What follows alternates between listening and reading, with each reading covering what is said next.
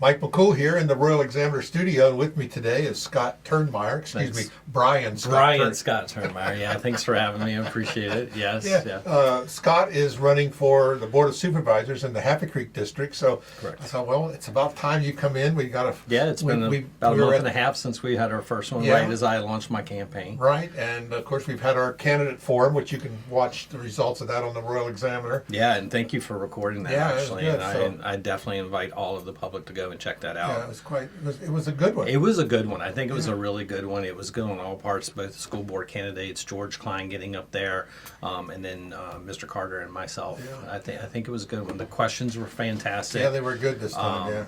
Brett did a great job hosting it and keeping control. But you notice of the he questions. didn't play favorites. He didn't play favorites, right? He dropped People that know that. Yeah. He dropped the little punchline in there, and Well, some of that's us what you have got to it, and do. some of us didn't. That's what you have to do. No, that's great. Well, the word of that evening, and of course the word seems to be going around, and your favorite word is that's tourism. It is. It is. It seems like the most logical, easiest, quickest way to generate some revenue. It is. I mean, we have to be diversified. So, I've been running a lot of models. And in fact, about a month ago, Virginia announced the 2024 data of visitation spend in the state, right? Well,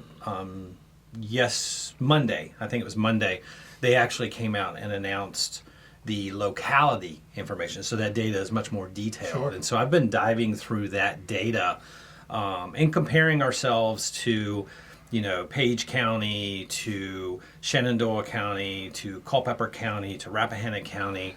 And so I'm building some charts and some models that I'll be sharing on Facebook in the next couple of days. Right. It's some very telling data, actually. We're growing. Our tourism is actually growing organically because we're not doing hardly any marketing for it, by about 2% every single year. So they're coming and they're growing, and we really have to get behind that and be able to control that, right? That's why we see traffic come up. Since 2018, our tourism has grown almost over 7%. And that's why you see the traffic getting worse and worse and worse, because we're not controlling that, right? We're not doing anything about that. And we can control it with marketing. We can control it with infrastructure. We can control it working with the Shenandoah National Park. Sure. There's so many ways we can control it.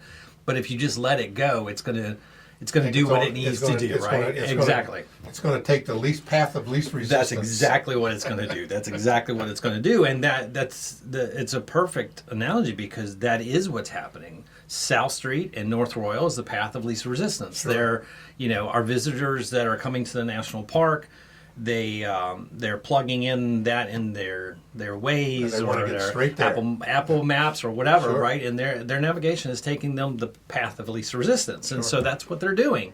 That's why you'll actually see on South Street in October on Saturdays, you'll see people going up and coming down Kreiser Road, because Kreiser Road has the exact same speed limit as South Street has. Right. And so when South Street, with the lights and stuff like that, Waze will actually route you over to Kreiser Road. Sure. And so, I've brought up the idea of putting speed tables there at the crosswalks and stuff like that to slow the traffic down in that zone. That's not only safer for pedestrians and school kids when they're crossing there for Rusty Jeffries, but it also allows that navigation to take that into the algorithm and push people out of that area and keep them on South Street. So there's so many ways that you can do that. And those are the things that a true mature tourism really needs to look at, right? So a lot of stuff like that. But tourism's on the talk. Yeah. Years ago, we had, when the leaf lookers come, Yep. They put up the big signs, stay left, yield, go to the park, right? I went down there, I put signs up down the road that said, tired of waiting in line, turn right, visit downtown. Exactly. Well, they got all mad at me for doing it. Yeah, well, and I mean, the thing is, what's different about us is if you look at, like a Strasburg or a Middletown or a place like that, or Sperryville and Rappahannock, right. Luray is another perfect example. Your traffic goes through your main area. It goes right. The road goes right through. And so we're very different, because we hide our main street, our tourism destination area, our district, off the beaten path, right? And so that means we have to do a better job of signage, of marketing, and those kind of things. We have to step it up more than what those do, because they get much more natural, organic traffic coming through there, right? that's something that we have to do more of. Yeah. And you hear me talk about marketing so much, and it's marketing, and those are the tiniest little things. We have a lot of good things working for us. We got that Absolutely. big green sign down on 495. Yes, and I mean, if you People take say, what a is look, Front Royal? right. Well, I mean, we are the only front row in the entire world, Yeah, right? So that's something right there. VDOT does plenty of advertising for us down in Northern Virginia, but also if you take a look at the Google search results, right? 5,000 people every single month on average search for Warren County. 45,000 people every month search for Front Royal. So we have that brand. That brand is already there. That brand is known. And this is why I'm a big proponent of the town and county coming back together, using one brand, not trying to create two separate brands that compete with each other. This is why I'm a big advocate for that to happen. I personally think that our best option is to let the town run the marketing and day-to-day operations. They have the boots on the ground. They have a fantastic visitor center, right? We have that. They are the ones that are actually doing some digital marketing and stuff already. It's just about a funding kind of mechanism, right? So to me, that's the right option is they continue doing what they're doing. With oversight from a joint board and stuff like that, obviously, because we want to talk about creative stories and what's our themes and create content and stuff like that. So there's ways that we even mature what they're doing. We have a lot of content in the county. We have from tons of Civil content. War to just scenic views and Absolutely, and then once that happens, I see the county switching into an entirely different mode. They have an open tourism / economic development manager position that's been on hold until the new county administrator comes in tomorrow. As a matter of fact, I actually think that's from a tourism perspective, that's not even needed. And the reason why I think that is I think the county then flips into a tourism destination capital project kind of thing, right? Where they're identifying spots where maybe we want a conference center or all those things we've talked about, right? So let's say we want a conference center. They identify a spot. They work with the county EDA to identify a spot. We look at putting incentives in place to attract that, fast track permitting processes, site reviews are already done, just to make it super enticing for someone to come in and do something like that. And that's what I feel like the county moves into, more looking at the bigger picture for a capital project kind of things. And then that's the 1-2 punch of tourism. But then we still also have to continue. I'd like to see 6 or 7 new light industrial facilities up in the northern corridor. There's been a lot of talk about the airport recently, and we're about to build new hangars out there. That's another one of our hidden gems. It is, and actually last night I was sitting in the work session, and during it, we talked. They talked quite a bit. Mike Berry got up and talked quite a bit about the airport, and he's talked at the last 2 meetings, and I had no idea the potential that's actually out there. I don't remember the exact number that he showed, but I want to say it was like 60% of the planes landing are actually from outside the area. Yep. And that's visitors, right? They're coming in, they're spending money. I think the average was 2.5 days that someone who landed there spent in our county. Those are dollars. Those are real dollars. We need to keep that up. Another stat that he threw out was I think there was 32 people on the list waiting for hangars. Well, let's build hangars. I mean, that's right. Yeah. So it's all of those kind of things that we need to think about. When people talk about tourism, the number one thing they think about is the leaf peepers, right? The national park. But anything, as I said in the forum that night, anything that brings outside visitors into our area is considered tourism. Sure, you know, sure. if it's a wedding venue, if it's an airport, if it's a conference at a hotel or something, anything that brings people Yeah. from outside the area and has them spending money inside our area. It's like my That's what definition we're of talking marketing. What is marketing? Marketing is everything, and everything is marketing. That's exactly And, right. Tourism falls right in that same kind of, what is it? Everything, you know? That's exactly right. I mean, a lot of the definitions that people think, and this was kind of reiterated last night in the work session when there was a lot of talk about tourism. A lot of people think that the county and town's job in tourism is to create the assets for tourism. We have plenty of assets already. Right. Their job is to market. Right.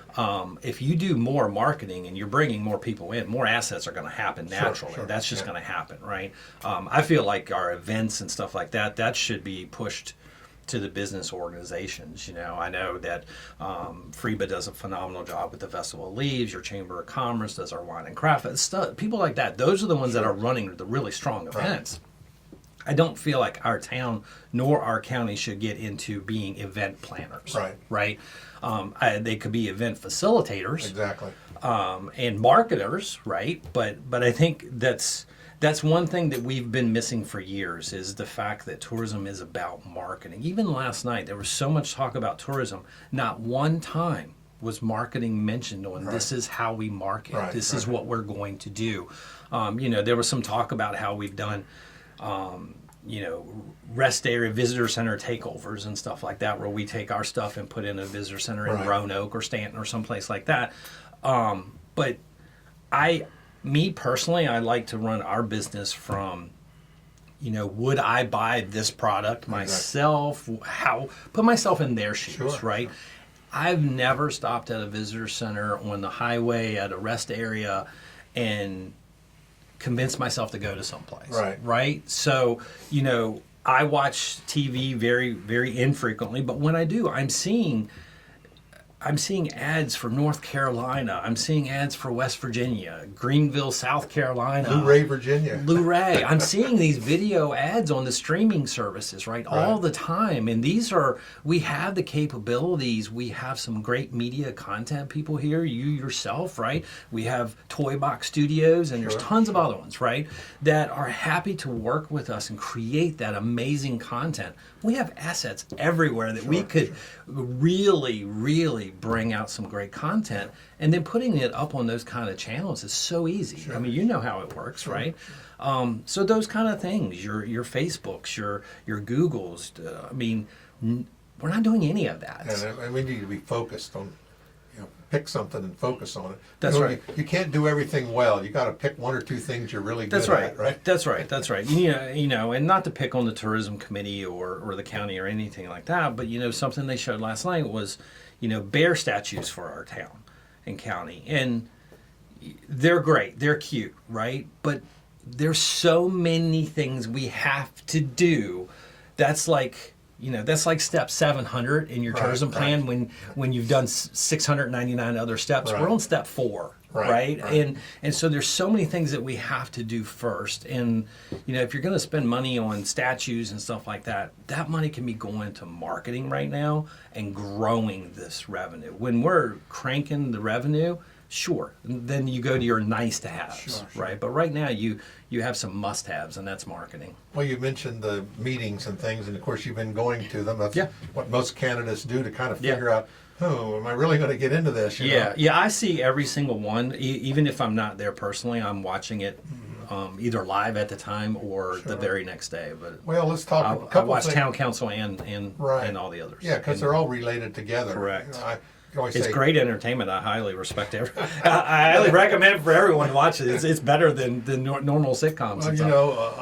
Well, we got to get back to, and it sounds like you're a proponent of a little more cooperation between the county and Absolutely. the town. I always say Front Royal is the heart and soul of Warren County. I mean, we kind of need to work together on things. It is, and even in last night's meeting, the county talked about how there was two trains of thought. Earlier in the meeting, there was a conversation about, we have to work together. I think Ms. Cullors was the one who said it, if I remember correctly.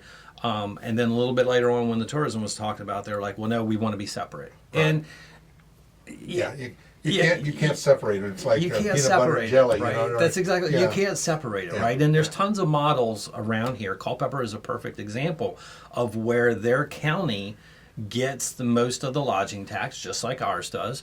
It's almost identical. They get the lodging tax. They get the most revenue from tourism. And then they funnel money into the town to do their marketing. Sure. And we're in the same model. So, we have to get back together. We have to get agreement back in place. We have to get, everyone to have equal representation on the oversight of it as it used to be. And then we decide on a certain percentage that the county should give every single year. And I don't want to set it at a number because the transient occupancy tax, which is the lodging tax, is 5%. 3 of that 5% has to be reinvested into tourism. That's a state mandate, Sure. right?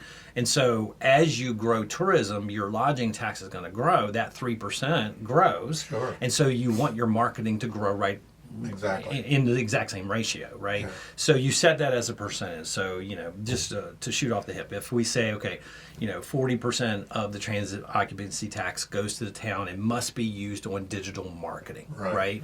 That's the kind of agreement we have to have in place. And I think there's appetite now on both sides for that, from what I've been having conversations and seeing in the meetings and stuff like that.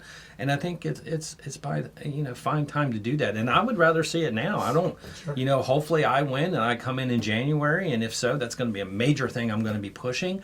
But I'd rather it already be done before I even get there. Let's do it tomorrow. That's right. You can't do it too soon. Yeah. Let's talk about some of the hot topics that are on the kind of like got a lot of people involved, and that's first of all, number one, it's the library. Yep, the library, and that kind of goes back and forth to the I want to say the attitude of the board. They've been they haven't been very treated well by the constituents, I don't think. So let's go and talk about library. So the library, as I mentioned in the forum that night, and I've been saying all along, I'm for funding the library, for dissolving the new board that they put in place. I mentioned in the forum that night, yes, I want full transparency of tax dollars, right? Absolutely, we want fiduciary responsibility, but I want to be more focused on in the government first. To me, I'm of the mindset that I'd rather clean up my house first before I ask someone to clean up their house. And so then you can lead by example kind of thing. I'm a proponent of, and I did not mention this that night because I actually didn't have the opportunity to, I'm the proponent of setting aside dollars in the county every single year for forensic audits. I would like to set aside the dollars for 2 forensic audits every single year, one on an internal department and one on an external entity that gets tax dollars. Random draws, so no one knows it's coming. There's no set schedule. Sure. That way they will always be ready for it.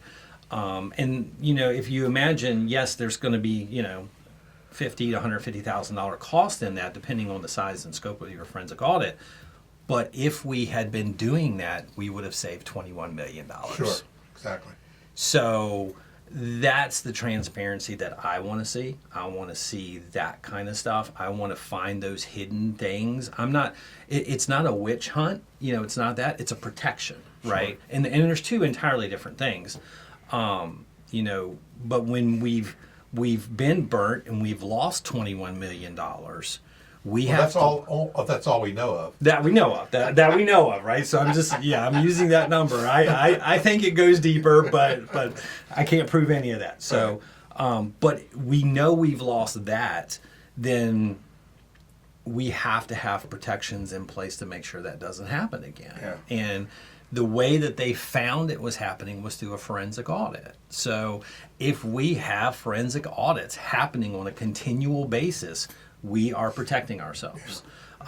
Anyone can pass a normal audit. A normal audit, and for those of you who don't understand audits, or a lot of people like to throw the word out, we passed our audit, or we didn't pass our audit. Right. When a normal audit or a general audit comes in, they ask you, Mike, what would you like for me to audit? Yeah, right. And They you say, tell them what you want you to give them audit. this, and they look at it and say, everything they give me. Everything looks good, Yeah. right? And so that's not don't what look for we're anything, that's right? not what we're talking about. Yeah. What we're talking about is forensic audits. And forensic audits, when they come in, they're digging through everything, Right. and Kind of a little Doge. kind of like a Doge, yeah, exactly. And so that's what we need to do. But we also have so many antiquated processes and procedures, and there's I'm not saying people are wasting dollars, but it's something that you get when you've got people who's been in a position for 15 and 20 years and stuff like that. Tenure is great, but you also get some problems with that. And so you also need process improvement, right? You always need to have a process improvement process in there that's looking at these and can we do these better. Technology has come so far, just in the last 20, 30 years, Sure. that what is being done now that can be done digitally, right? And if you have 10 people that you save 1 hour a week, that's 100 hours you just saved, right? And 10 hours, but it multiplies on that thing. So it's not about trying to get rid of people's jobs or anything like that. It's about freeing up time, because every entity, whether you're government, whether you're a business, whether you're a person, we don't have enough time to get everything done, right? We have this to-do list that's growing every single day. I know mine's growing every single day. So if I could hand you back 2 more hours every week, Sure. that gives you a chance to tackle that task list that we haven't been, those nice to haves, right? So that's what it's about. On average, from my research, when you go through and do process improvement in the local government about our size, you're going to free up time and money that would equate to roughly $2 to $4 million. Sure. And when you're flat funding everything right now, $2 to $4 million is a big deal. Yeah, right? yeah. And so, the same probably happens in the schools as well. That's something where you get a lot of tenure, you get a lot of long-term people, and, a lot of antiquated processes. Well, we've always done it this way. That's my biggest pet peeve. It is. You hear it all the time. This is the way we've always done it. And so when people tell me that, I understand it. But that's a red flag that you have to look at that process. Well, and management, as you well know, being in your previous work and things Yeah. you've done, you have to inspect what you expect. That's exactly right. And if you, That's you exactly just right. do that, it'll work. Yeah, and it's got to be continuous. It's got to be continuous because, like I say, the world changes so quickly, Well, right? the future is we're going to have to do more with less. That's just the future. That's the thing, and how have we been able to do that before, right? We do more with less now because of technology, Yeah. and so we need to use that more. And I think the school still shuttles paper around. Sure. They literally have a shuttle service Well, that's shuttling paper go- around, and that's I get it, but we have the ability to scan and email and all of that now, and there's probably just very old antiquated processes Sure. that we could probably do process improvement on and make it. We'll find plenty of processes that it makes sense leaving it the way it is. It's Sure. great, that's fine. Yeah. Well, it takes me back to the library. Yeah. Sorry, we and, took off down the rabbit hole. So yeah, I'm for the library. The library is more than books. Correct. And we talked about this technology, and the library's embraced. Correct. People look at it and say, "Why are they doing that? Why?" It's a source of this information and a focus point, and it does so many things. That's correct. Beyond just reading books. And That's correct. And that shows you the innovation that the library has taken on, and they can. Yeah. Because you look Yeah. at some libraries and it's like an old stale library. And that's what a lot of people think when they hear the word library. But unless you go in and like I said the other night in the forum, I've used the services, right? But they have computers there. They have hotspots you can rent out. You can go in and do ancestry type stuff. Sure, There's so much And a lot that you of can training. do. A lot of training. A lot of training. A lot of yeah, training. a lot of training. So I think they're fantastic. I don't. I think there's other areas that we probably could focus on, is what I think. And I'm not going to get into, just like the other night, I'm not going to get into how it happened or why it happened. The point is we're here. What happens from this point forward, right? And I think that me personally, I would rather focus on inside the government and let's get our ducks in a row and our house clean, and then we can start talking about other stuff like that. But forensic audits is is to me the right option to go to protect ourselves and to get us that transparency that we're looking for. I'll put you on the spot. Sure. Because you break up the meeting last night. So what's your opinion on this replacement for Vicki Cook? Are you a common sense kind of guy? So I'm very much a common sense kind of guy, and I personally think it's common sense that Hugh Henry comes on in. To me, it makes no sense not to do it any other way. Just because of the timing that we're at now, the dates that we were hearing last night. I mean, like right now, I think from the day she resigned, they have 45 days. And so if they put it out for applications, because right now, if you didn't watch the video, go and watch last night's work session video. Is the very last subject, but it's a 2-2 split right now. And so if they cannot come to an agreement and get out of their 2-2 split, then it will go to the circuit court judge. And I think that's Judge Funk, if I remember correctly. Right. And then that judge will make the decision. He could decide to appoint someone, or he could decide to leave it empty. Correct. Right. Yeah. And I think given the situation that we've seen with the split votes and stuff like that, I think it serves us better to have someone in that seat so we don't have 2-2 ties. Yeah. Right. I personally think Hugh should come on in. I really do. I mean, he's running unopposed. He's probably 99% chance of winning that. Sure. And congratulations to Hugh. I congratulated him at the school thing when they were talking about the superintendent search and stuff like that.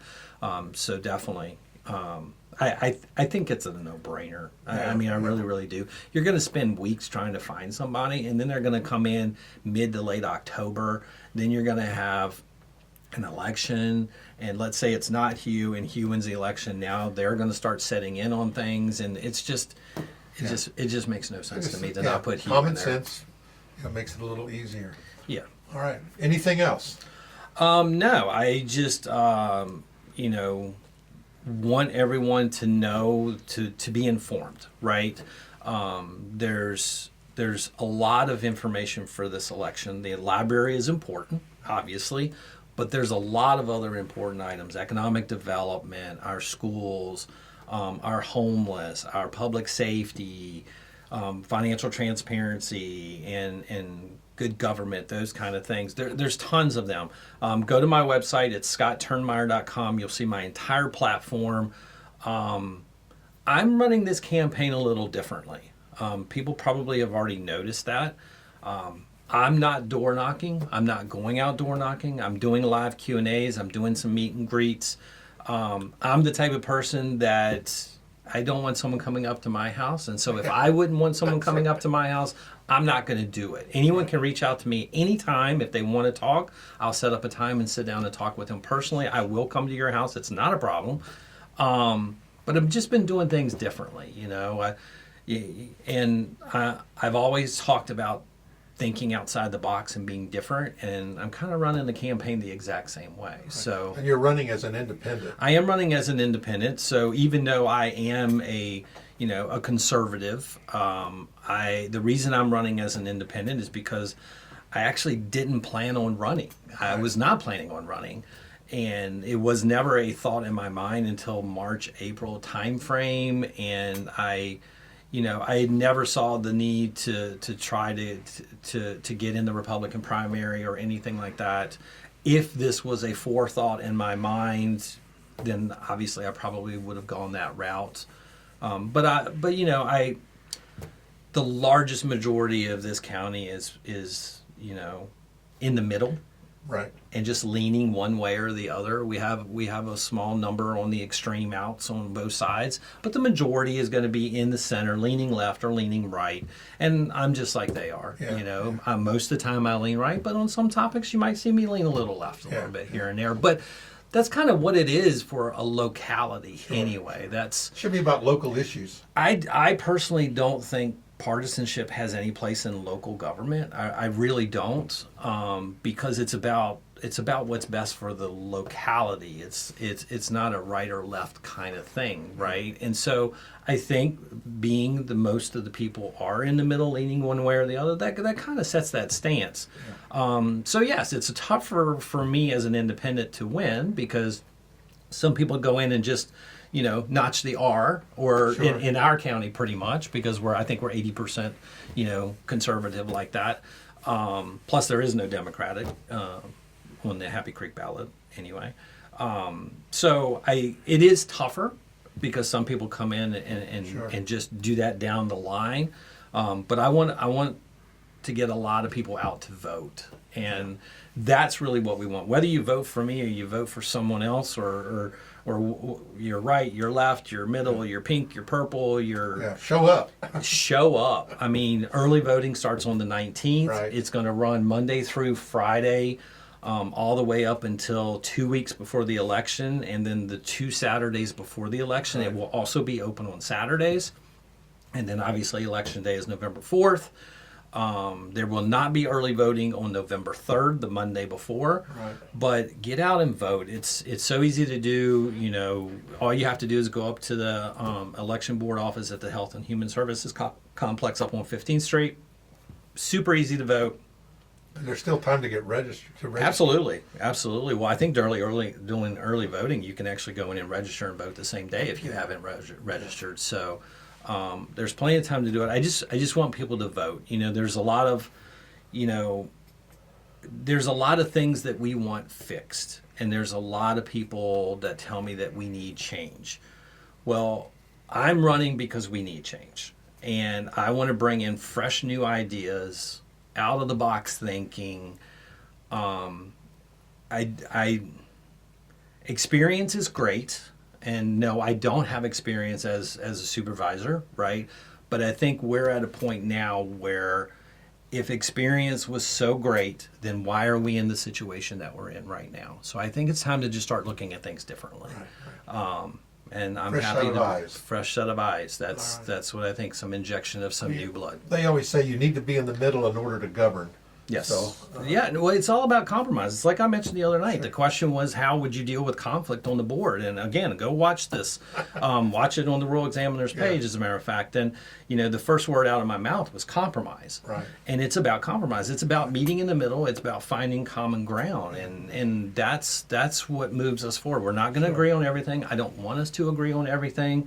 When we don't agree, it gives us engaged conversation. So that's a really, really good thing, especially in our country. It makes our country what we are, right? But when we find that common ground, we've got to run down that common ground as fast and hard as we can, because that's where we make progress. Right. Well, Scott, I appreciate it, and good Thanks luck so much on for the having election. me again. And Yeah. we have time to get registered to vote if you haven't. Early voting starts September 19th. Yep. Election is November 4th. Correct. There's Tony Carter's running in your district Correct. with you, and then Scott.